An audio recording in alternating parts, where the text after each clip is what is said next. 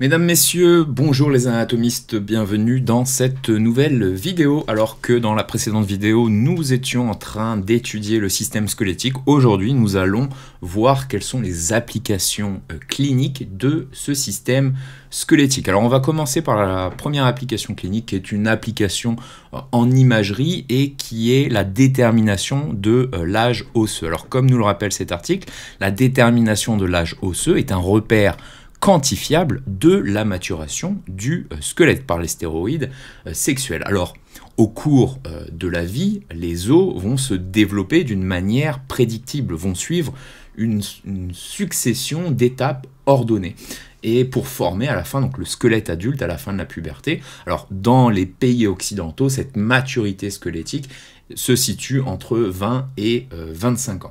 Alors en tout cas, cette série, cette succession d'étapes, d'états ordonnés, prédictibles, peuvent être mesurées par différentes méthodes d'imagerie, c'est-à-dire l'échographie, la radiographie, ou des coupes tomodensitométriques. Alors c'est typiquement la main non dominante, donc la gauche qui est radiographiée, et la radiographie est comparée à une série de radiographies standards. Alors je vais vous montrer ça ici si on regarde donc cette présentation.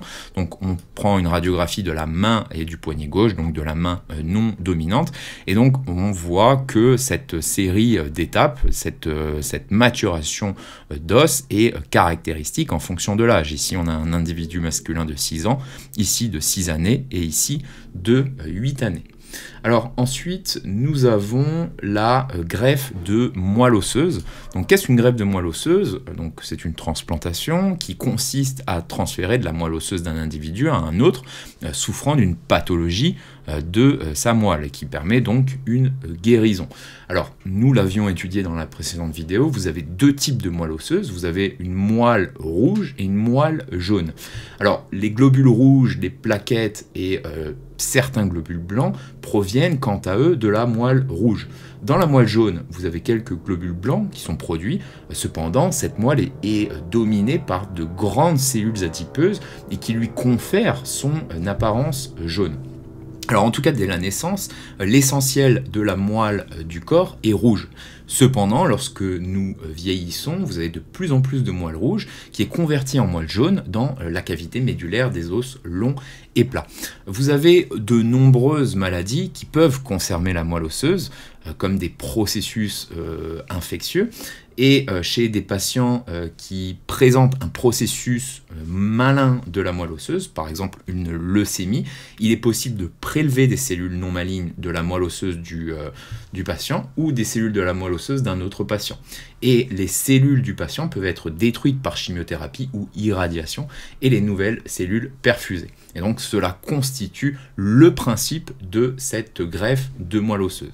Alors après la moelle osseuse, nous avons les fractures qui concernent donc le système squelettique, qui concernent donc les os sains du fait de contraintes mécaniques exagérées dans la limite de la rupture.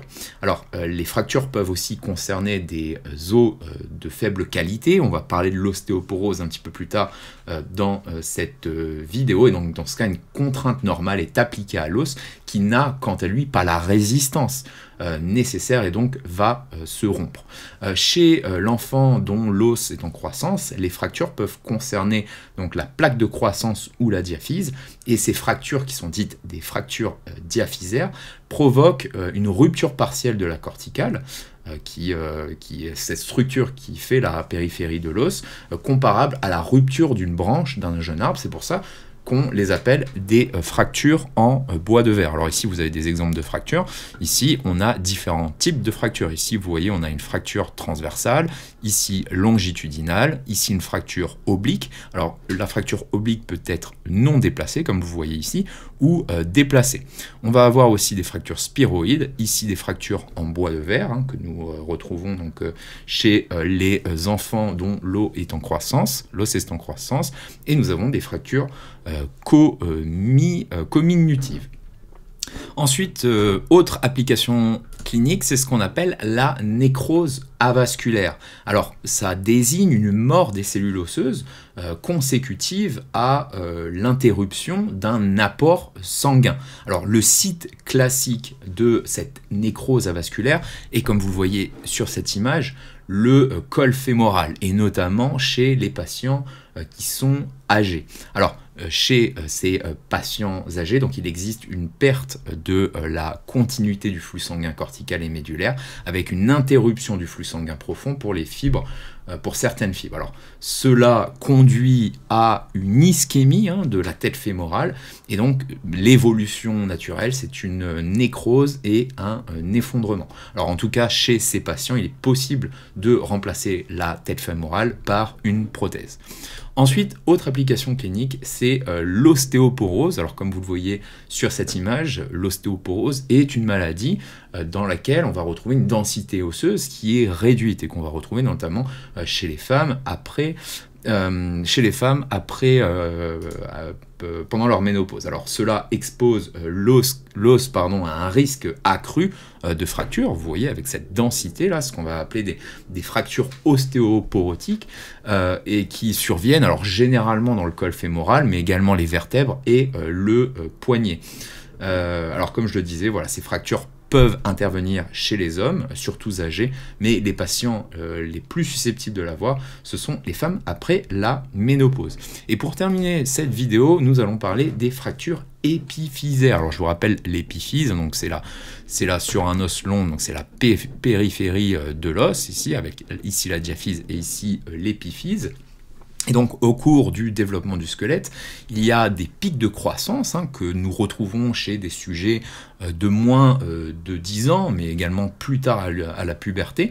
Et donc, ces pics de croissance, ils sont associés à une augmentation de l'activité cellulaire autour de la plaque de croissance épiphysaire et dans la métaphyse également. Et donc, cette augmentation de l'activité va rendre la plaque de croissance et la métaphyse encore plus vulnérables au traumatisme, ce qui peut provoquer des séparations au niveau de la plaque de croissance ou des fractures dont le trait traverse la plaque de croissance. Alors parfois un traumatisme peut provoquer donc une compression de la plaque de croissance, ce qui va détruire donc une certaine partie de cette plaque de croissance, et donc ce qui peut conduire à une asymétrie de fin de croissance de l'articulation concernée. Voilà, c'était tout pour cette vidéo sur les applications cliniques par rapport au système squelettique, et dans la prochaine vidéo, nous allons étudier les articulations.